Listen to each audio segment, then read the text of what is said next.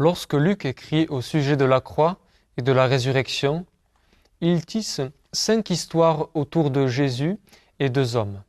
Jésus et 2 disciples égarés, Jésus et 2 politiciens, Pilate et Hérode. Jésus et 2 hommes qui symbolisent l'effet de la croix, Barabbas et Simon. Jésus et 2 criminels, Jésus et 2 disciples sur le chemin d'Emmaüs.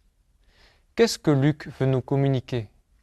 Luc nous interpelle sur les 2 seules réponses possibles à Jésus-Christ, le Messie de Dieu, le seul chemin qui nous conduise à la vie éternelle.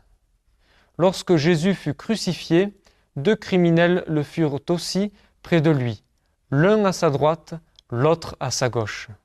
Alors que les coups de marteau enfonçaient les clous dans les mains et les pieds de Jésus, il pria « Père, pardonne-leur, car ils ne savent ce qu'ils font. » Il y avait 2 hommes assez près de lui pour entendre cette prière, l'un à sa gauche, l'autre à sa droite, figure de 2 criminels.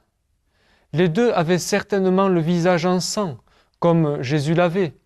Les 2 grimaçaient à cause de la terrible douleur et suffoquaient, tout comme Jésus. Ils étaient tous 2 revêtus d'un simple linge, comme Jésus l'était. Tous 2 se sont adressés à Jésus, et leurs propos étaient tout opposés, l'un de l'autre, autant que la gauche l'est de la droite. L'un dit « N'es-tu pas le Messie ? Sauve-nous, et sauve-toi toi-même. » Il commandait à Jésus de le sauver. Justement ce que Jésus faisait.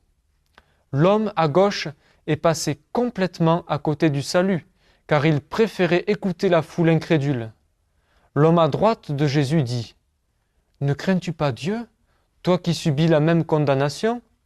Pour nous c'est justice, car nous recevons ce qu'ont mérité nos actes, mais celui-ci n'a rien fait de mal. » Et il dit « Jésus, souviens-toi de moi quand tu viendras dans ton règne. » Jésus lui répondit « En vérité, je te le dis, aujourd'hui tu seras avec moi dans le paradis. » Ces 3 hommes se ressemblaient beaucoup, mais seulement 2 d'entre eux se rendaient à un banquet au paradis plus tard dans la journée. Celui qui restait symbolise à jamais celui qui a eu exactement ce qu'il méritait, ni plus ni moins, au regard de la loi. L'homme à gauche, l'homme à droite. Une image de comment nous répondons tous à Jésus sur la croix. Pour celui à gauche, colère, insulte, incrédulité et une éternité sans Dieu.